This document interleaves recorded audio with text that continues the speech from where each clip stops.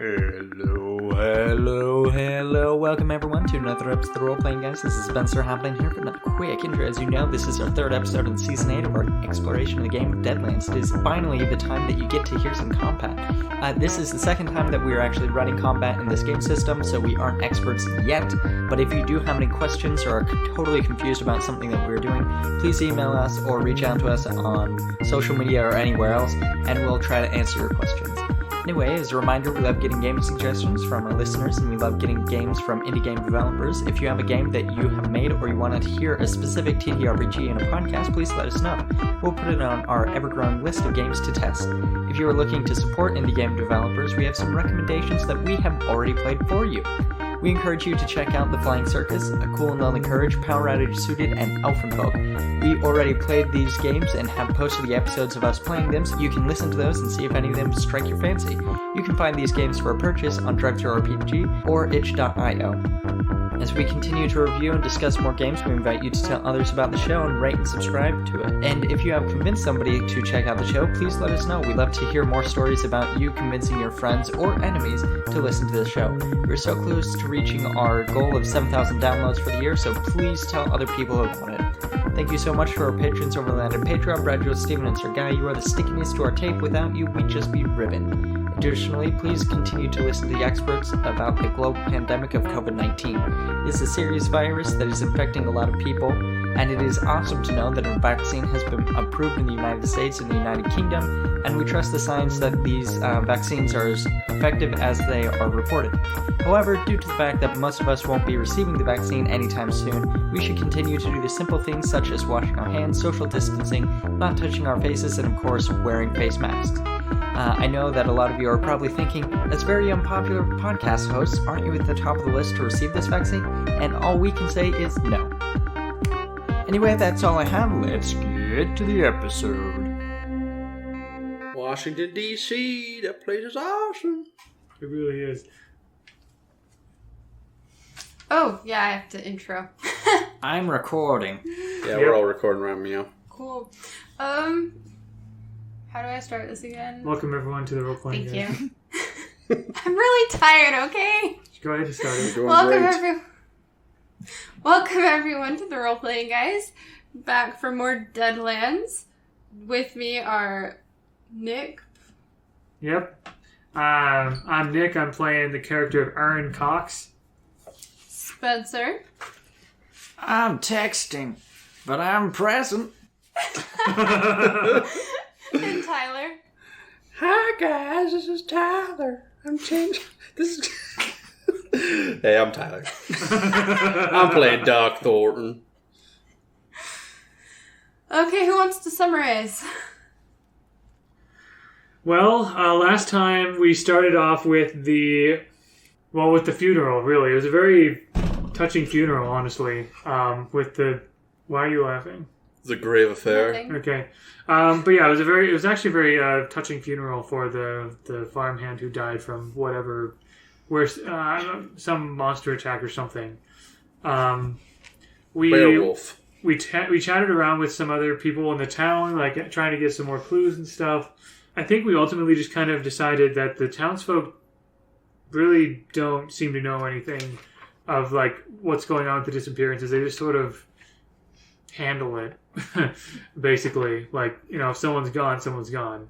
And so, anyway, we found a well. There might be something odd and intriguing with that, but we didn't look much into that because we followed some tracks out towards, what was it, a forest? I'm pretty sure. It was like a valley. Or some kind of... Towards the hilly area. Towards the hilly area. Hilly area. Because another farmhand was was pointing out. I wasn't sure. So another farmhand was pointing to where the tracks came from, and so we were headed that way. And I think that's where we ended. Actually, we were going to start with making the trek over there. Yeah, I think that's pretty much the gist of it. I think we found some tracks. Yeah. Sounds good to me. Okay, so y'all are following the tracks in as much as you can. So if someone wants to roll to see how far you get. We roll in tracking? Yeah, since we're following the tracks, it would be a tracking check. That's to actually freaking killing it on this check. Please be an 8. I got 3. Dude, you don't have any skills in that, do you? I don't. Or any points in that? I don't. Aptitude. I should have. Probably would have. I figured we were going to be in a city a little bit more than this. Dude. So you have no idea. If you're the one leading, you're in trouble. No, I'm definitely not. Who was it that found it last time? I think it was Aaron.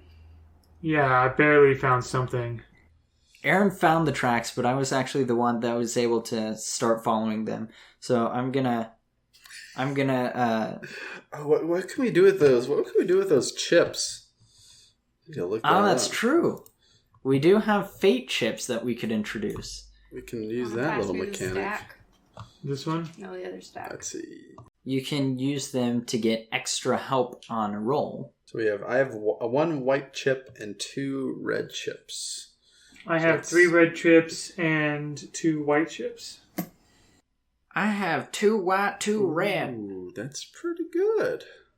So the fate chips that we're looking into, this is a dynamic of a little fun thing about the game. At the beginning of the game, you're given, what is it? You're given 3 fate chips, I believe. Yeah, I think it's just 3 chips, just randomly picked from the pot. Mm-hmm. And each of those chips there are 3 colors of chips. There's white, red, and blue. And you can use these chips for a variety of things. The 3 specific areas that you can use them in are on rolls, to heal wounds, or as bounty points. Bounty points are to improve your characters. Wounds are obviously to heal yourself, and then traits and aptitudes allow you to add dice to your roll, depending on which color you have in chips. Yeah. So like the white ones let you add like another dice to roll, like if you had extra skills or like the extra aptitude points. The red one just lets you add another dice to the highest roll, like when you get an ace. So if you roll your highest dice value, you can add another dice, basically.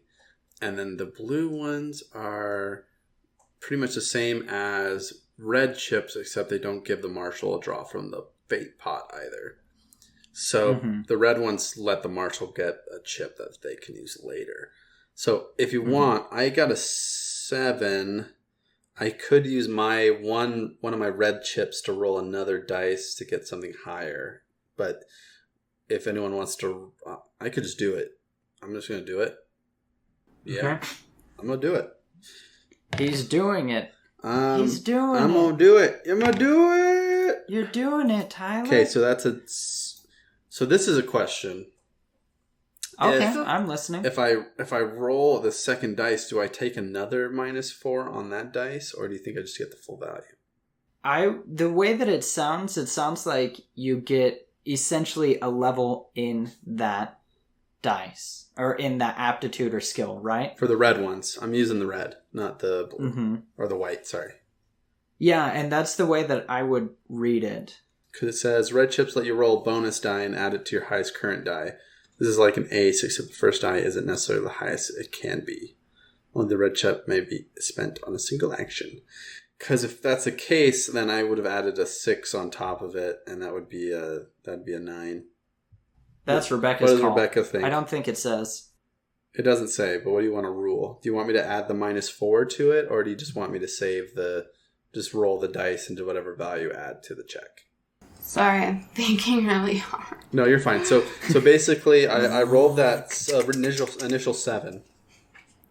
I want to expend a red chip, which I have 2 of, and it says I can roll a bonus dice, like if I aced I would say you just add it then if it's a bonus dice. Okay, cool. Because you already subtracted it once. Yeah. So that would be, I don't know if it would make a difference, but that would be a 9 to find the tracks. And then you also get a fate pool chip as the DM or the marshal. So that is the marshal's tithe. That is the Wait, so what do I... You get it to draw from the fate pot. Fate pot. And the fate pot is the pot of chips. Do I put them back in once you use them? Yes. After we use them, they go back in. Yeah, so I only have 1 red and 1 white. How many do I get to draw? Just one. One. Okay. You don't get a look, though. No. Mixing them up. Happy There's Halloween! a lot in here. I got white. White. Cool. So that, hopefully a 9 is a little bit better. We can find something. A 9 should be able to pass most. Because a typical check is... So, 5 is fair. 7 is onerous. Or onerous, depending on how you say that. And 9 is a hard check, so... Yeah, no, hopefully... you're able to follow the tracks. What are you doing? I'm grabbing a little bit of that earth, tasting it a little bit. This way. Gotta go this way. And I pick up on the trail as I throw the dirt out and the wind blows it towards the trail. Okay, and so you're able to follow the tracks into like kind of more of the getting towards like the canyon area. Mm-hmm. And you come to, and you start seeing like animal remains. Like animal carcasses? Yeah. Like bones and fleshy Like bits. animal remains. Okay, I wasn't sure what kind of remains you were talking about. Roadkill. Oh, yeah, could be poo-poo. Couple dookies. A couple dookies. No, that would be animal droppings. Remains could be a euphemism for droppings, I was just saying. Remains usually mean dead body parts.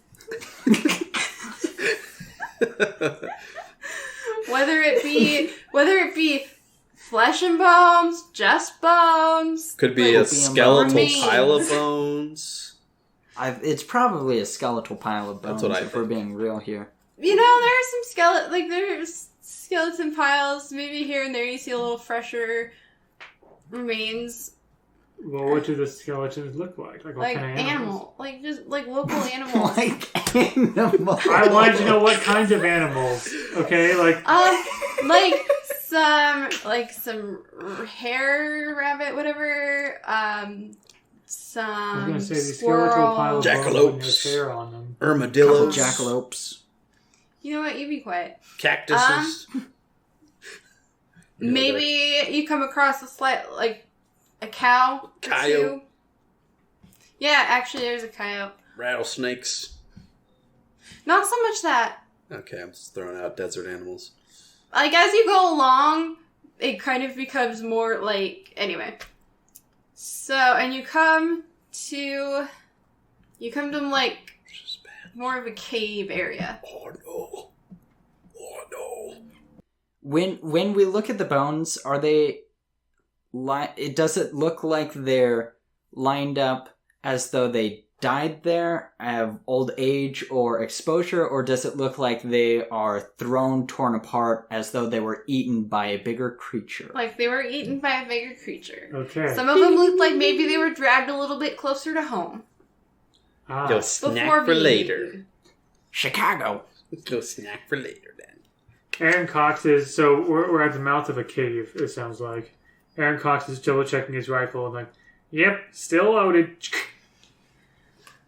Okay, so you're at the mouth of a cave. Well, what do you do?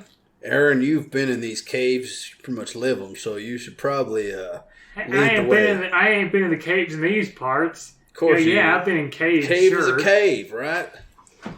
And do you have like a perception or something, like awareness? A search. There's like I want more of like a general like awareness. you could do like a cognition. We could just do like a cognition roll, maybe. Sure. General cognition. Cognition is more when you actually have time to think through. I mean, don't we? I mean, we have time, right? Because we're not. There's no immediate threats. We're just There's standing around. scrutinize and search are kind of the main two. Yeah, cognition is all the way up here. Cognition's like the main skill for search, but there's not really anything else. I would. I can use maybe gambling. Say, that's it. Nailed it. All right, I get 3 dice. Perfect. I'd be more than happy to roll cognition. I could see spirit being in this. Just faith and guts and stuff for like bravery. Let's go with spirit. Okay. Yeah, that's my Good. good So one. I have 3d6 on this I one. got 3d10 in that mudda. Drewseph looks around at this situation, seeing all the skeletal pile of bones, and rolls his 1d8. I rolled a 2, a 1, and a 1. I got a 6. I got a 6 as well. Nice. You 4, two, yeah. you two notice something feels off here. Like it's almost too quiet. What are y'all This is staring quite at? the situation that we are in.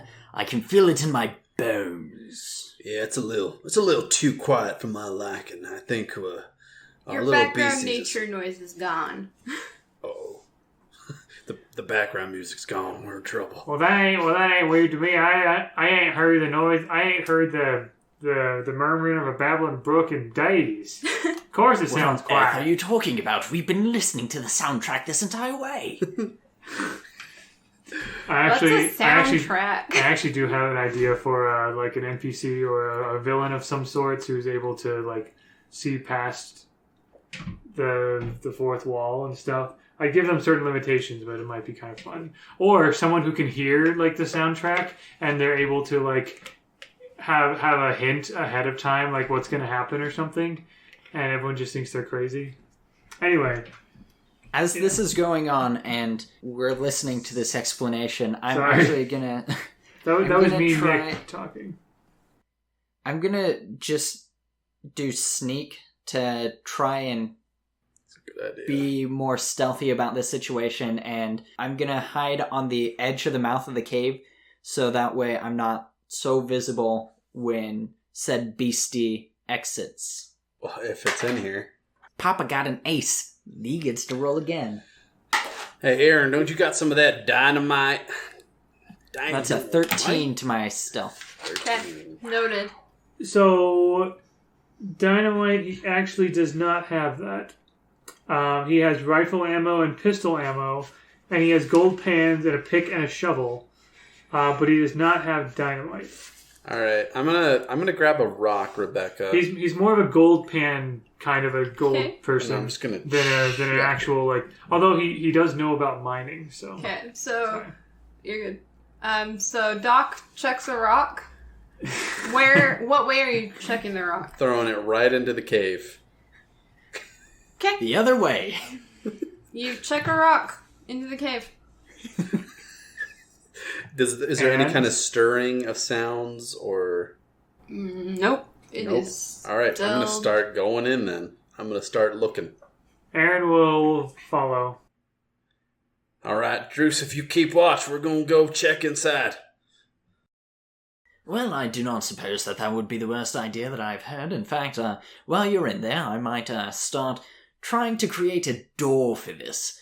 I don't believe that this creature has thumbs to be able to exit, so if we were to seal the cave, we might be able to prevent further losses, as opposed to risking hair and hide down the hole ourselves.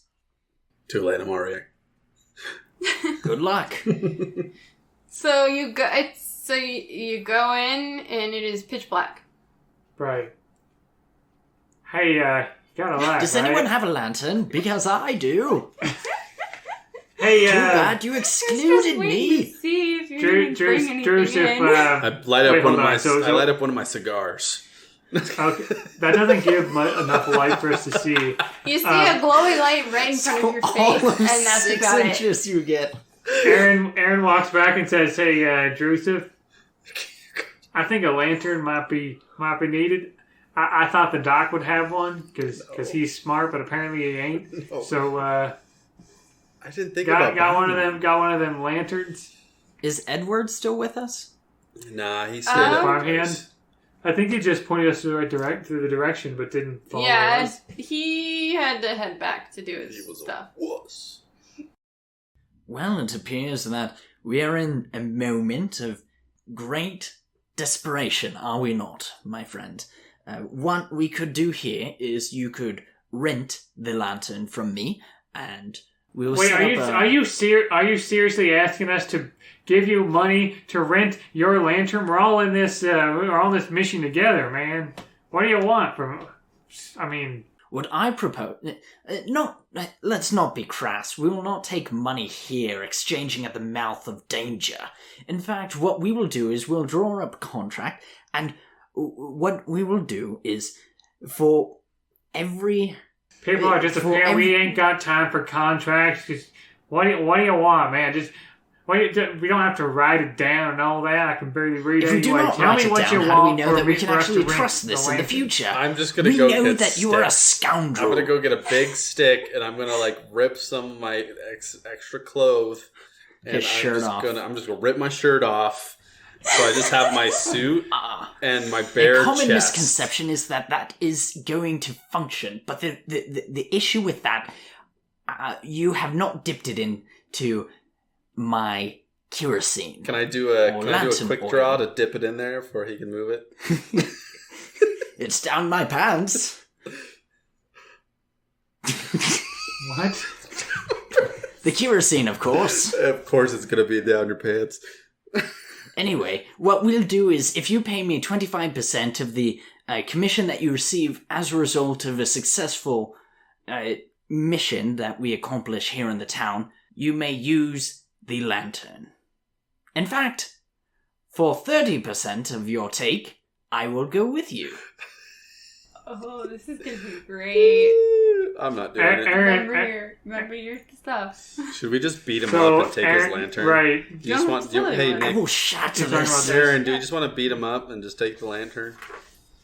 Aaron is just kind of going to point a finger at Drewseph and say, "Why, you greedy, good-for-nothing... bit of tarnation, I ought to blow your head off and code right here and now." Oh.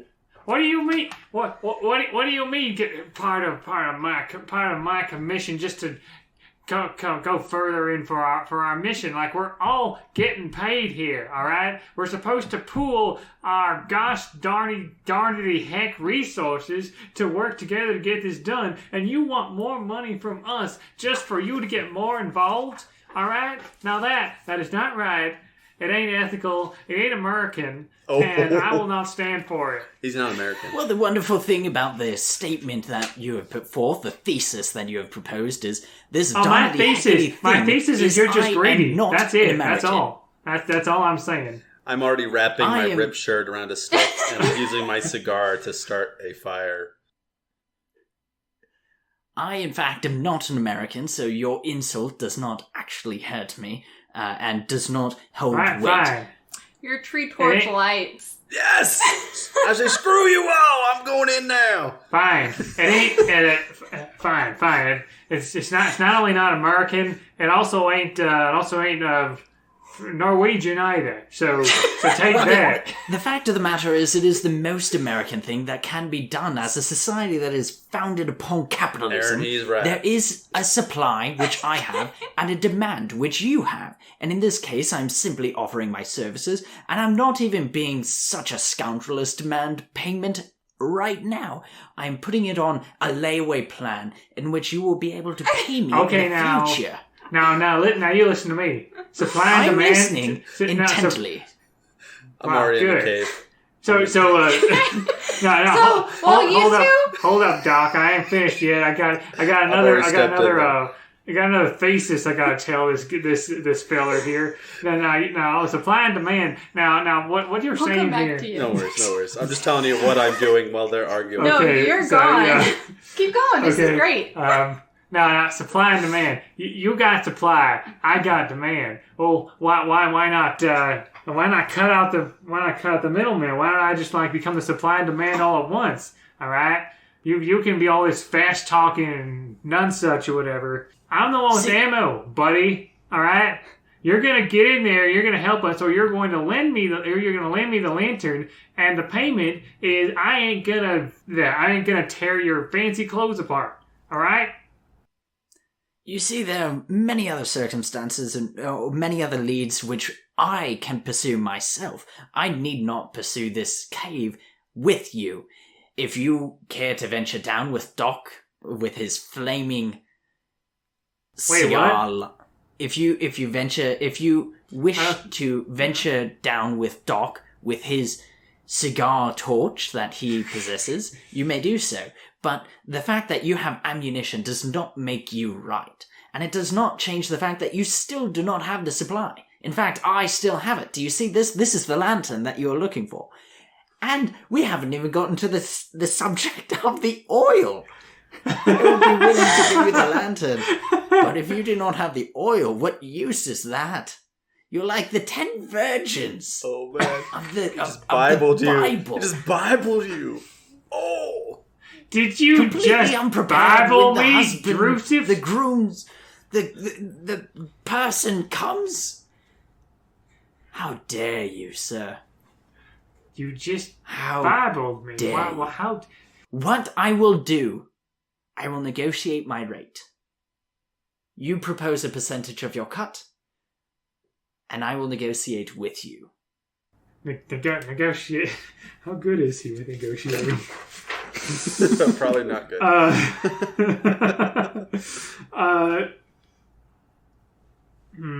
Yeah, not at all. So nice. So I imagine. So first of all, I imagine that Aaron has not at all noticed the fact that Drewseph got himself a torch, effectively solving the problem. Doc got himself a torch. Sorry, Doc has a torch and went inside, effectively solving the problem. Aaron's just like still negotiate, huh? Negotiate. Yes. Is there any scenario? Would you prefer the term bargain? Okay, we're gonna pause there. Okay. While y'all are having that argument, he's going into the cave. Yes! Yes! T-shirt, torch for the win. Okay, so you walk in, and this is like a relatively deep cave, Okay. and it kind of curves. All right. Well, I'm gonna pull out my peacekeeper pistol in the other hand, and I'm gonna keep delving into the cave as I hear my friends, my colleagues arguing away about the price of oil. And it smells disgusting. Is there just like tons of animal remains in here also, basically? Not a lot that you've seen so far. Okay, so do I know what the smell is? Like something I've smelt before? Is it something like familiar to me? Roll. Survival? Yeah, let's go. Let's go for survival. Or streetwise. Where's survival? Animal wrangling. Well, not directly handling animals per se. Where's survival? And it's under smarts? smarts. Oh, smarts. I would give you survival or streetwise. Okay, I'm gonna do streetwise because I actually have a point in that. So let's do that. That is. I know you're not on a street, but I'll still give it to you. 6. I got another 6. Lots of 6s. You have smelt this before when you came across something dead. So like a dead animal, dead person, like in the street kind of smell. Yep. Oh, that's great. I'm gonna. So like more of a relatively fresh dead smell, whereas most of the things you passed before were more like rotting, past the point where it was so much of an issue, and they're outside. This is like yeah. Okay, I'm gonna like hold the my torch kind of more up front. I'm gonna have like my bandana kind of hoisted up over my face to kind of block the smell, and I'm gonna go around that curve to see if there's a body there or something. You see a body of a male. Ooh, a male body. Dressed similarly to how what are their names? Similarly to how Ed and Tommy were dressed. So this might be Terry and Nate. We only see one so far. Okay, I'm gonna walk up to the body, kind of kneel down, and kind of begin to like go through their the remains, kind of to see if I can. And you hear growling. Oh gosh. Oh, that's always nice. That's always a good thing.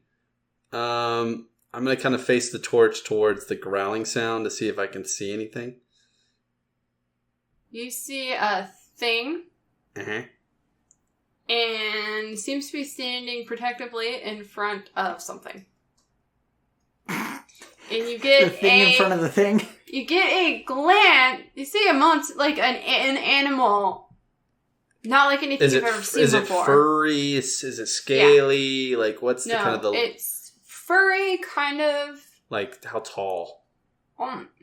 Bigger than a wolf. Okay, so it's like, it's like 4 legs, kind of like that. Okay.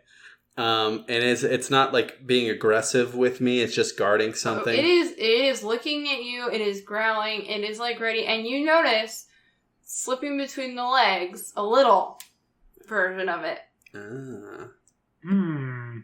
Uh-oh. And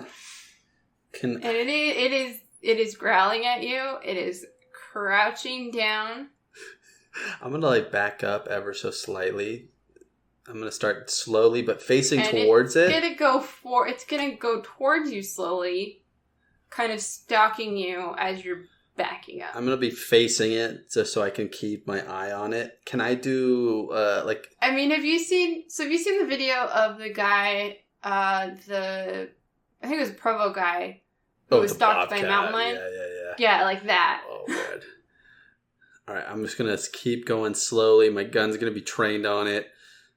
While I'm looking at it, can I don't really want to get into a fight with it by myself, but those two are just babbling on outside like dingles. Yeah, I'm just going to keep doing that until I can get close to the outside. And once I kind of get within maybe earshot, I'm going to scream for them to help and then shoot it. Okay. I guess. So I don't know if they want to do anything before it gets popped off. Do you guys have any more negotiations you want to go through before I start blasting this thing? Currently, the price is 25%. Again, you're just greedy. You just want more of my money. When I'm using my ammunition willingly. I'm using all my resources without any expectation of payment except what I'm being promised by the agency. All right, I expect you to do the same. That's all. All right. You're getting paid, I'm getting paid. You do investigating and you provide lamp oil, and I shoot the things to death. And at this point you hear, guys, or whatever he says. Guys, stop blabbering, we got a beastie. Beastie? Oh, wait, you're actually shooting now? Oh, yeah, totally. Well, go for here's your chance to use your ammunition. Go I ahead. Certainly will. Run into the cave blind. Aaron just kind of like spins around and runs back in the cave. I'm a coming real quick like. So this is like a big opening before the mouth of the cave. Is there any other... Does the cave go down? Or is it like in the wall of a hillside or something? You're in kind of a canyon-y, starting to get into more of like canyon-y area. And so it's like in the side of the canyon. All right.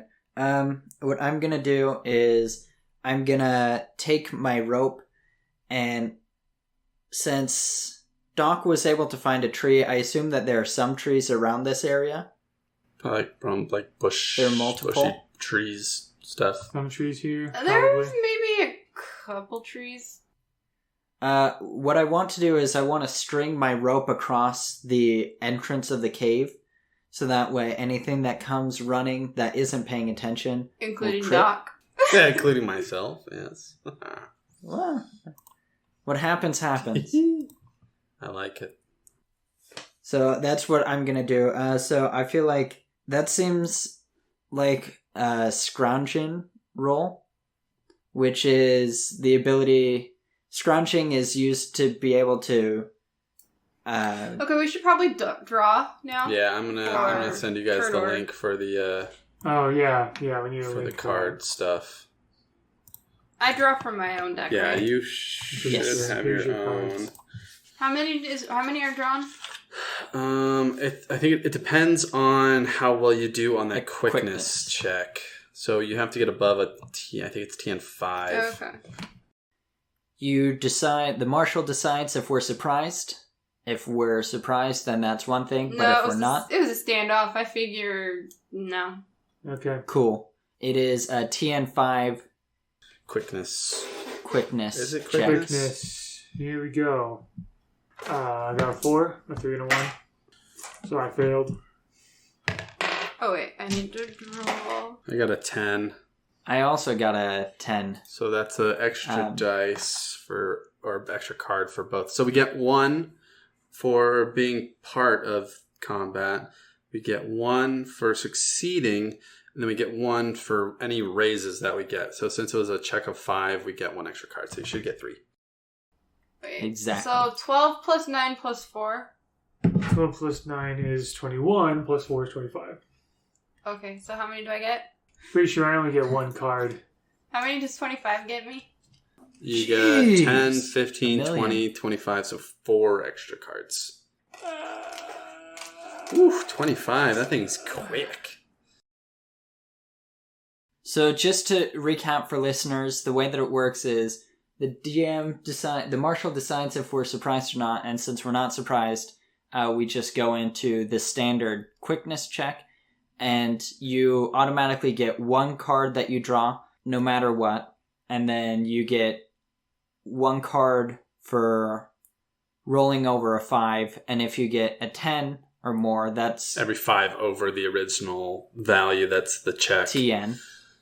You get another one. That's a raise, and you get a bonus card. Jeez, this thing's fast. Fast and furious. Am I able to set up the rope? You are deep in that cave, boy. I don't know how far I got, but it's close enough that you guys can hear me. Probably not. Because he didn't yell until he was almost at the mouth of the cave. Oh, okay. Jeez. Yeah, I try So to get if I got as a red- close as possible. If I got a red joker, or am I supposed to take jokers out of my deck? Well, Yes, red. Use at any point in the round. No extra checks needed. Draw from the fate pot also. I'm guessing that's also the same for the marshal. Cool. I got red. I think so. Well, guys, proceed in the order I'm of card dead, so, hierarchy. Alright, aces are first, right? yeah. Aces are high. What do you got? Yes, I got an ace of diamonds. I got ace of hearts. Okay, so you're still going first, because I think hearts is the top dog. Spades, then hearts, then diamonds, then clubs. So it is going to pounce at you. Doc. Doc. And... Still in the cave, right? Yeah, just in the mouth of the cave. Yeah, in the cave. Okay, she jumps and with her claws takes a swipe at you. So that would mean that she is going to roll a quickness check against Tien. Well, no. So that was for who goes first. Oh no, you're right. Fighting. She rolls a quick. She does roll a. Wow. She's doing melee, so I it's need fighting. sleep. She rolls a fighting, which is for her going to be 60, 12 plus 4, which I got a 22 on that. Case. So that beats the TN of 5 and gives you 3 raises that you're able to change the hit location with in the next portion of combat. Understand? Okay, and then Gogi, do you have an opportunity to try and mitigate? So what I can do, it's called Van Moosen. So basically, before the damage is rolled, I can attempt to escape the attack. But since it was a really high roll, I don't think I would be worth it. So basically, Van Moosen, it costs your highest action card. And then basically, you need to make a dodge or a fighting check, depending on... Dodge is mostly for ranged attack. Fighting is mostly for hand-to-hand combat. So if I roll the fighting check that's higher than theirs, that makes the attack a miss, basically. But since it was a 22, I don't think I could get high enough. I don't have any skill in fighting, so we'll skip the Van Moosen side, and then you can roll the 1d20 to get the hit location of where it hits me. Okay, and so on the 1d20, I rolled a 1. Okay. So glad this isn't D&D. Okay. And then you can up it by the 3 amounts due to the raise of the attack. So that would make it... Well, and so if I up it, then that makes it 4. And then since I'm fighting, I add +2 to the location, which bumps it from 4 to a 6. Which then makes it a gut... Yeah, guts. Lower guts. Lower guts. Lower guts. Okay. So then after that, that's when you roll damage. So you'd roll your strength, whatever value you have in the fighting value, I think. And then, yeah, so now you just roll damage, I guess. Yep, so... Oh, damage in this case is the weapon damage and the strength. Added together. So strength would be 2d12. So I rolled a 6 and a 4. So I'm taking the 6. And then the weapon, which was claws, is another d6, which was a 1. So that would be 7 damage. Okay. Which then, because you have... So I have light armor, because I just have like leather kind of outfit on. So I can take a -2 to my damage, which makes it a 5. And then you compare the damage given to you by your size. And basically, since my size is 6, 6 is greater than 5. So I don't take any wounds. So basically, you divide the damage by your size. And that's the amount of wounds you take in that area. Is that clear? Rounding down. Yep. Always rounding down. Yep. So since it's 5 damage, it rounds to 0 because 6 is greater than 5. So I'll just take the wind. So every time you get hit, you get winded. And that's basically just a 1d6. So I rolled the 1d6, got a 3. And that's that. That's combat in a nutshell. Easy. Easy. Kind of. We have tons more actions to go. Okay, so that was the monster who attacked. Yep, that was the beastie with an ace of hearts. Any other aces? Yeah, I had that ace. I also had an ace. Ace of diamonds. That would mean you get to go next. Yeah, so what I will do is I'm going to just try to do some magic. So as a huckster, I can cast spells.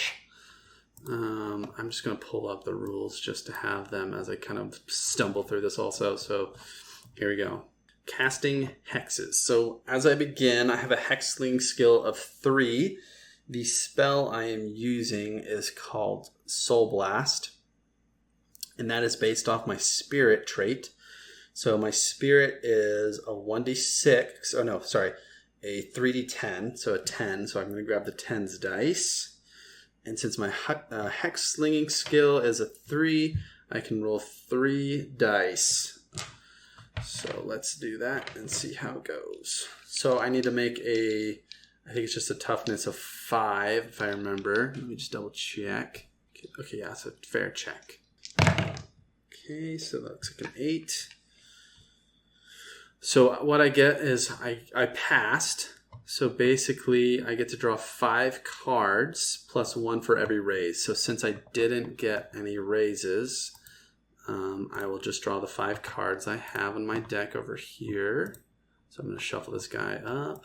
1, 2, 3, 4, and 5. And the fun thing about Magic is you have to see if you can get any pairs or like different hands in poker. So it can kind of be kind of fun. For my ability of Soul Blast, depending on which hand I can make, it usually gives me more powers or more powerful damage. So let me see what I got here. I don't really know poker very well, so this is going to be fun. Oh, I totally forgot something that I should have had y'all do before this. Oh. I need y'all to make a guts check after you finish your magic. Gotcha. Okay. Let me just double check something too. I got a red joker, so I need to make sure that doesn't do anything bad. Because I think the black jokers do bad things. Black joker is bad, red is fine. In most things, at least. Yeah, I just want to make sure. Okay, so jokers are counted as wild. The red joker you get for free, but the black joker has a high price. Okay, so the red one's a freebie, which is great because I might be able to get a run. Or 3 of a kind. Yeah, let's do 3 of a kind. 3 of a kind. So 3 of a kind. So I got 3 5s. I can do 5d8 damage with this, which is sweet. That's like the first time I actually got the magic to do something. Okay, so 6, 10. So 14, and then one more. 14, 21 damage with my... so I pull out a deck of cards, like kind of my deck from my other hand, kind of, I guess. They kind of... Cards magically appear, and I kind of touch the cards that I want to use, and this ghostly light green energy flashes from the cards as I summon like this ancient spirits to fuel my magic, and it smashes into the beast and does 21 damage. I guess I hit and I did the damage. So do you just want me to roll to see what area I hit? Yeah. Okay, that's an 18. Upper guts. Upper guts. I didn't get any raises, so I can't pick. So upper guts is where it will be. Okay, so I need y'all to make a guts check for me. All of us? Mm-hmm. Okay. Because you come across a terrifying beastie, so how well do you stand up to it? Frick, I don't have anything in guts. I just have spirit, so I just have a d6 on this one. I got an 8. I already 2. rolled. I got a 2. Oof. And you subtracted 4 as well? Oh, right. 2 minus 4 is negative 2. Jeez. Oh, no. Oh, but you all do get to draw one chip from the fate pot at the start of each combat encounter. Oh, well, that's good. Does the 8 pass? Will you draw for me, Nick? Yep. Will do. No, it does not. Doesn't freak. Spencer, you got a red one? Oh, red. I got a white one. And Tyler, I'll draw for you as well. You also got a white one. So yeah, Rebecca, I hit him in the gizzard for 21 damage after that check. So is there anything was going to yours- modify it? Yours is the highest. What do you mean by modify Like it? the failing the gut check, does that do anything? Well, first y'all have to... Anyone who failed, which the TN was 9, y'all need to roll 46. And then tell me your total I got of the 46. The total? 16 for me. Also 16. Wow, nice. For me. 9. And you got 9? I got 9. Okay, do any of you have faith? I Faith? got I don't. like at least one skill point in it. Okay. So, what did Spencer get? I got 9. Okay. So, Spencer, you have the willies. You stagger back and stare in horror. You're going to miss your turn next round. So this round? This round.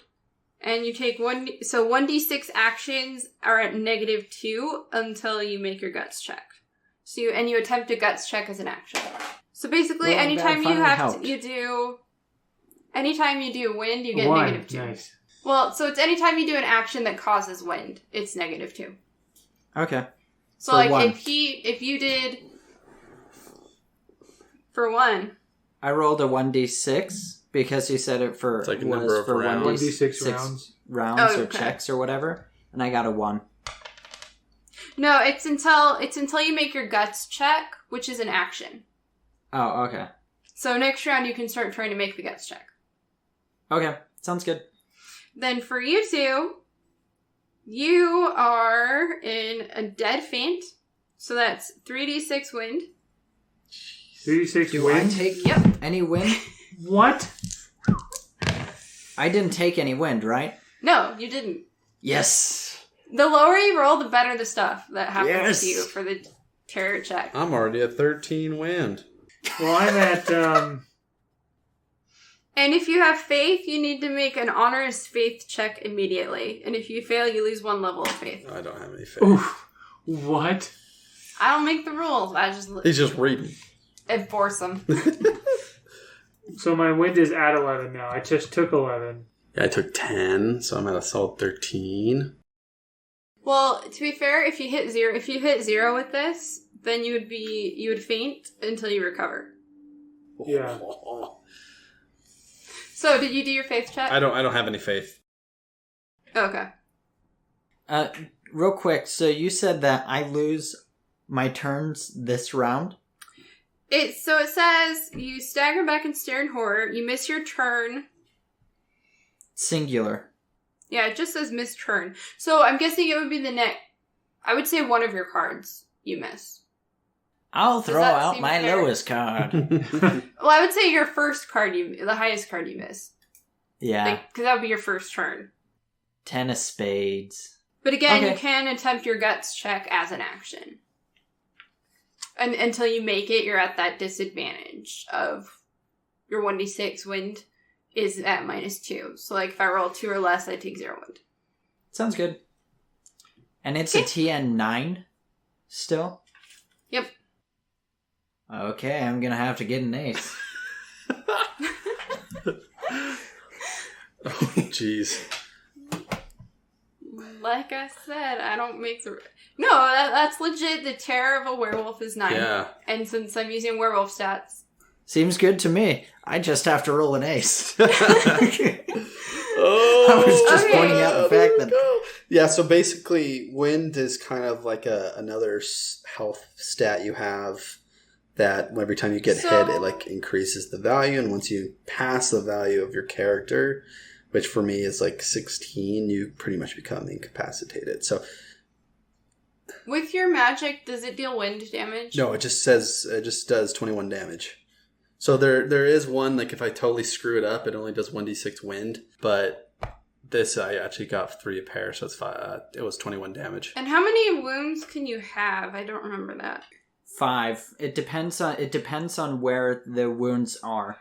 Okay. So if you take 5 in the head or in the gut, in the gizzards, imagine that is just like you blew a hole through You're it. dead.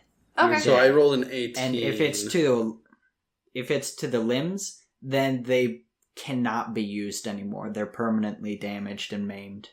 Okay, sorry, Tyler, you were So saying? I rolled on the d20 and I got an 18, which is the upper guts. I don't... So when you roll for that? She took 3 wounds to the upper guts. Uh-oh. There's also... we forgot to do this, which is another fun thing about combat, because let's add more. You have the effects of wounds, and anytime you take a wound or wind, anytime you get hit and take a wound or wind, you have to roll a vigor check to see if you're able to resist being stunned. I don't think I have that. So when you... the way that this works is anytime you take a wound or wind... Oh, there it is. You roll a vigor check, and the difficulty of that is based on how many wounds you have already taken. If you've only taken wind, then it's a TN of 3. If you've taken 1, then it's a TN of 5. 1 wound, sorry. And you take it, the highest wound that you have received is what the TN is going to be checked against. If you beat that after subtracting the wound modifier, then you're not stunned and you can proceed as normal. If you lose that, you're stunned and you can't do anything until you pass a recovery check, which is the exact same process. So this might be good because if she took 3 wounds, then she takes a -3 on checks, and then or has to make a vigor check of 9 to not be stunned. No. Right? No? No. If you... Wait, no, you're right. She took 3 wounds. Yeah. Yes. I heard 3 wind. That's my bad. So I got a 16. Alright, so that beats the TN of 9, so you proceed as normal. Isn't this fun when a player gets to talk down to the marshal? You become stunned. Jeez. Man, this combat, I'm gonna have to read this during the week just to stay fresh.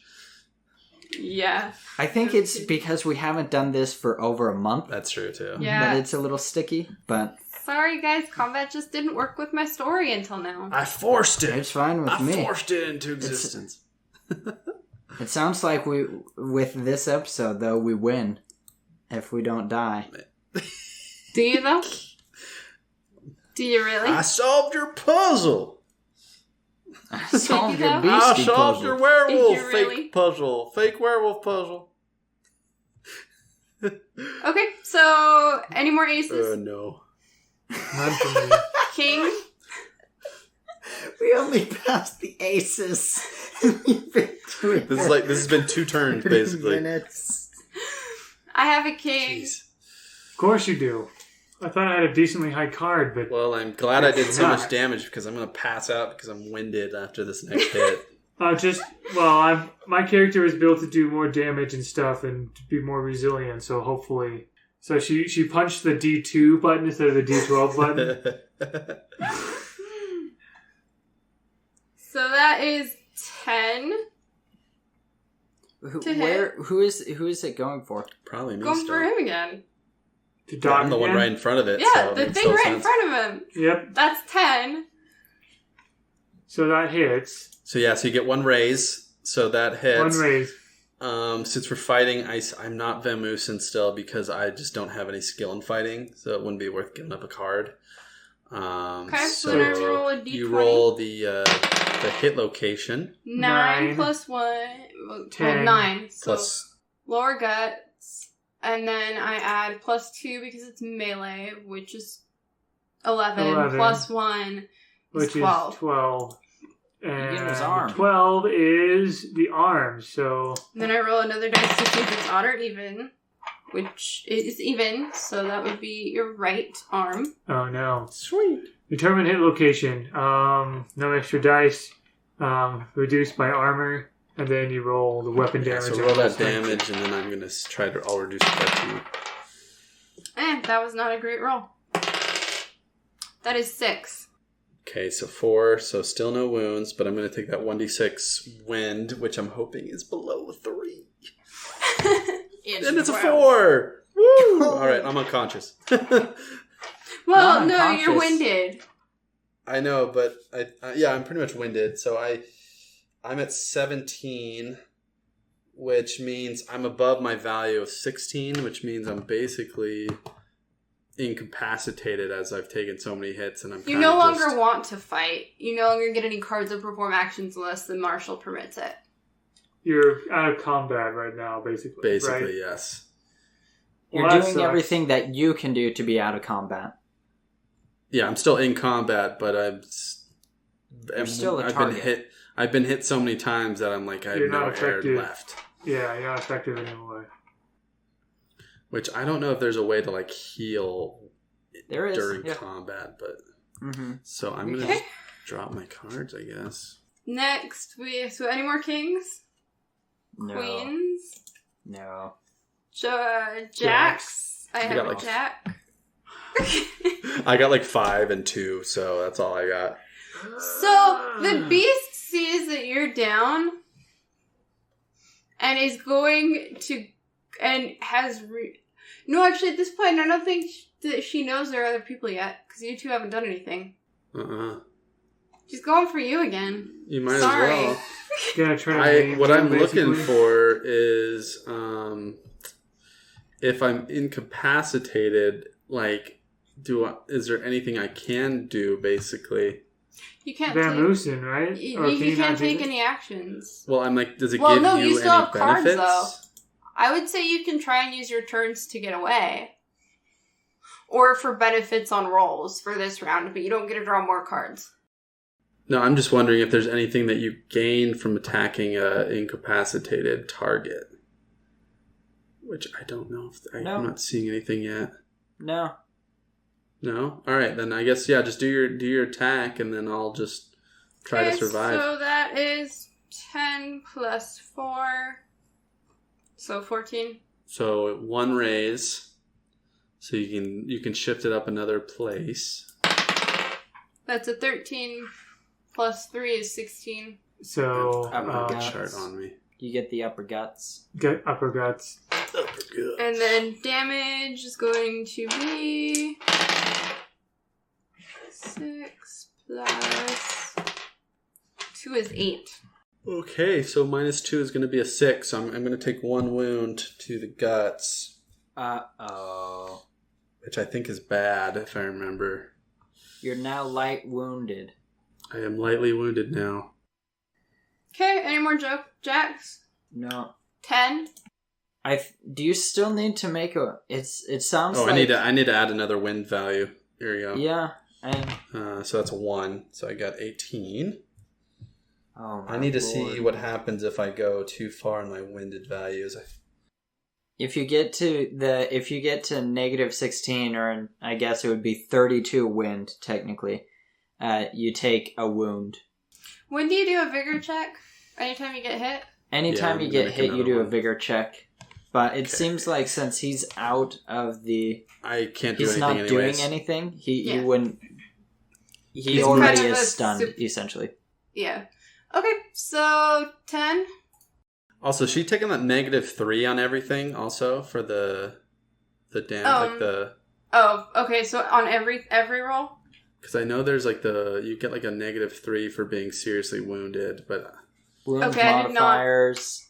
But 14 minus never 3 subtracted from effect totals such as damage or hex effects, but they do apply on everything else. Well, 14 minus 3 is 11. So that would keep me from taking a wound, though, because it does say... That's your damage total. Yeah. So that I would just be winded a little bit more without a wound. So that's kind of... Well, no, I thought it didn't affect damage total. It doesn't affect damage total. Oh, sorry. Okay, then we're fine. Stuff. I just wanted to make sure. Nope, you're good. That might save me. Way to call me out. It might save me. Okay, so 10. I had a 10 until somebody took it. 9. Freaking finally. Okay. Unless Spencer has a 9. No. Okay, I have a 9 of hearts. Here it is. Okay. Iron Cox is going to take, he sees that this is not a revolver kind of situation. This is a pistol kind of situation. Does he know what weapon he's using? Oh, wait, using? no, not revolver. Sorry, I don't have a revolver. I have a rifle. This is a rifle kind of situation, not a pistol kind of situation. My apologies. I had R and P, and I was confused. Anyway... I'll just mock you mercilessly. It's fine. He's going to try to shoot. So this is a TN5 shooting check. It says yards between enemy and shooter / weapon range are range modifier. So... With this rifle, the range is 20. And how big is this cave, by the way? They're out of the cave, enough? Right? Well, they're at the mouth of the cave, so you can definitely see them. It's big There's enough that he can walk in. Okay. So I guess, from where the fighting happened to the mouth of the cave, about how many yards is that? Tyler, I'm going to have that up to you for when you yelled. I would say 2 yards. 6 feet in, maybe. Oh, wow. That's pretty close. Okay. 6 to 9-ish, I would say. Cool. That's well within the range, so it's probably not any range modifier then. So shooting. Where is that? Here we go. I have 4 in shooting with a 1d8 of deftness. Trying to roll a shooting check. It's your shooting's aptitude. With that specific weapon. Yeah, so 4... So my aptitude is 4 with the deftness of being a D8, so 4d8. Precisely. Excellent. That sounds fantastic. So I got 3, 6, 5, and 3. So, of course, I'll take that 6, which will beat the check of 5. So I can play a card to try and dodge, right? Yeah, you can do Vimusin if you want. You toss the best card left in your hand. You do a dodge check, which I didn't write down. I think it's still a TN 5. You have to get above the initial roll, which is a 6. What if the dice is a 7? So I think she got it. Well, it's -3 because she's also wounded with a serious wound. I'm gonna be nice because I forgot that she has She essentially has resistance to normal damage. Oh, no, wait, you did magic. Never mind. Yep, it is -3, so 7 minus 3 is... 4. 4. So she does not dodge. Your hit as usual. Wonderful. And you also threw away your best card. Yeah, she put down a red joker, so... yeah, very good indeed. So, I hit the enemy. I'm going to roll a d20, and I get a 19. 19 uppercuts. Uppercuts, excellent. Sounds like uppercut. So I am shooting, so I consider the +2 point blank bonus. This is not point blank. Yeah. So I'm not doing that. I don't think I got any raises. But yeah, 19 uppercuts. There we go. Roll the damage and sum the total. Roll the damage. 1, 2, 3, 4, 5 d10s. 29. Divide that by the... Well, actually... Subtract any light armor that it possesses. Divide that by the size of the creature. Yeah, that would obviously be what she has. That is 5. 5, and it was upper guts again, right? Yeah. 5 upper guts. 5 wounds to upper guts. Excellent. Kablam! And then I need to make a vigor check. Also, oh no, sorry, never mind. The rifle has a rate of fire of 1. Wait, so that's no, if pretty I much have all 5 wounds to upper guts, what does that put me at? That would mean that your upper guts are maimed. It's a -5. Here we go. Checks. Dead if it is your head or gizzards, which is not. If it is elsewhere, it won't work again. Wait, would upper guts be counted as gizzards? No, gizzards No. is its own thing. Okay, cool. So, the upper guts, I guess, won't work again, according to maimed. Yeah, so you're Lose gonna 3 have wind per round. Per wound. Blech. Wait, lose 3 wind per round. Yeah, it's per round. Okay. And then I make a vigor check. which I'm guessing is -5, but it says only It limbs would is be. maimed. So would it just would be a critical? -5. Well, 10 plus 2 is 12. 12 minus 5 is 7. What did I need to get? 13. Okay. So if I failed... You are stunned. You're stunned.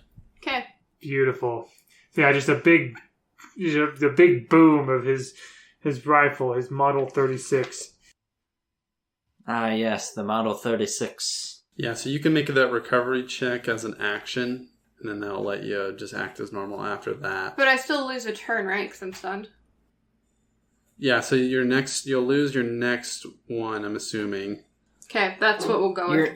Your next turn is either recovery to try and recover from that, or nothing. Yes. Okay, gotcha. Basically. Okay. And recovery would be making the vigor check? Exactly, yeah. Okay, so that was 9. Any other 9s? 8. Yep. Wow, he's doing it. He joined the fray. So I see what's going on. I observe it.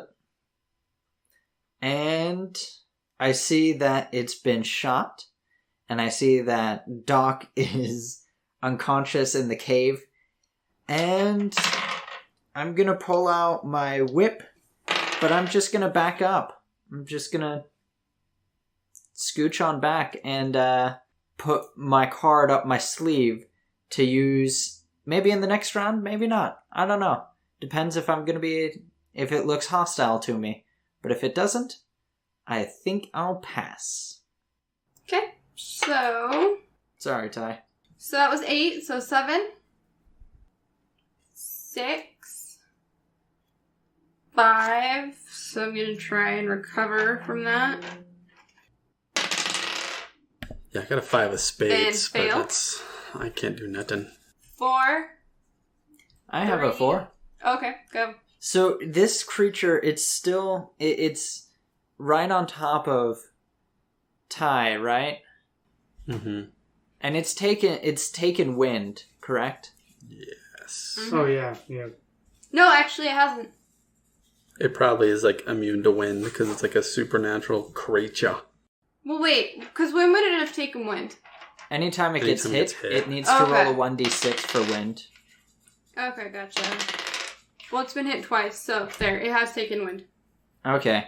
Do I want to get involved? Do I want to? I mean, it's your job, so I mean, you kind of have to. I'm going to totally but rat this- you out, say you didn't do anything. And you won't get paid anything. Me and Aaron are just going to rat you out. I'm pretty persuasive. I mean, looking at my character and what I have for his hindrances, I don't really know, because it seems like now that thing is bleeding and just spewing all over. Gosh. Oh I wait, guess- you needed to make your that's true. Oh That's wait, true. my wind was at -2 from your attack. That was what it was. So, I guess I'll do that guts roll. See if I can't pass. No. I got a 1, so I actually bust. I haven't even looked to see what happens when you bust. It's probably not good. I imagine not. If you go bust on the... Oh, no, that's for the quickness check. So, 3, that's this thing again, and I seriously doubt this is going to recover. Oh, you never know. 10, 20, 30... What? 37. Yeah, that's it. So it recovers. That's nice. It's also whenever a creature takes a serious wound or passes 3 in their wounds, they begin to bleed 1 wind per round. Yeah. Critically wounded, bleed 2, and maimed, bleed 3 per round. So at the end of this round, it would take an additional 3, just putting it there. So we'll end the round, and or is there anyone else, I guess? I only had the 1 card, so... Okay. I'm just crawling. I'm gonna pull this from out of my sleeve and try and pass that guts check again. Why not? I got a 7, which is better, but not quite. It's a pretty terrifying beastie. Yeah, a little bit. The fact that it's got its guts blown out and it's still going, I think that's pretty terrifying. Oh, man. So, yeah. So, at this point, the round ends, at this point, Drewseph hears growling from behind him. Dude, you're just going to have to leave Wonderful. Ty, I was technically failing my guts checks. I couldn't do anything. It just happened to be what I also wanted to do, but it also happened to be what was happening with the die. By the rules. And if you turn around, you see Daddy. Tyler? Daddy Beast. It's apparently named Tyler. No, because there were like the 3 little babies in there. You had Mama, and no Daddy's showing up. Although Daddy looks like he may have gotten shot a couple times. So we have a chance. Well, I hate to be the person that says it, but we have company. And I think we'll end there. Gosh dang it. What is it, Filson? Well, Tommy, I just got done listening to the Role Playing Guys podcast. And? It was painfully informative. All they do is talk about games I've never heard of. What do you mean? Well, every season they take a new TTRPG and they playtest it. Like I just listened to the season where they play Corporea. Oh, you mean the awesome cyberpunk game set in the corporate-controlled future? Yeah, that's the one. And they also played this game called Numenera. That's the one about the post-apocalyptic future where a ton of knowledge has been lost, but ancient technology is being found, right? Yes, and Wrath and Glory. Have you ever heard of that? Of course, I love Warhammer 40k. Jeez, you sure know a lot of these games. I sure do, but I haven't had the time, and my adventuring party hates testing out new games. I guess you might like the show. All I know is I'm tired of learning all these new games. Thanks, I'll have to check them out. If Tommy sounds like you, a passionate game lover looking for the next game to try out, you are sure to love the Role Playing Guys podcast. Every week they come out with a new episode, and every season it's a new game. They test out new games so you don't have to. If you sound more like Filson, stay as far away from this podcast as possible. You might inadvertently come across a new game that you'll love, and you'll have to learn all about it. The Role Playing Guys is a Necropodicon show. Necropodicon. Hard to pronounce, easy to listen. I'm having a marvelous day. Dun, da, da, da, da, da, da.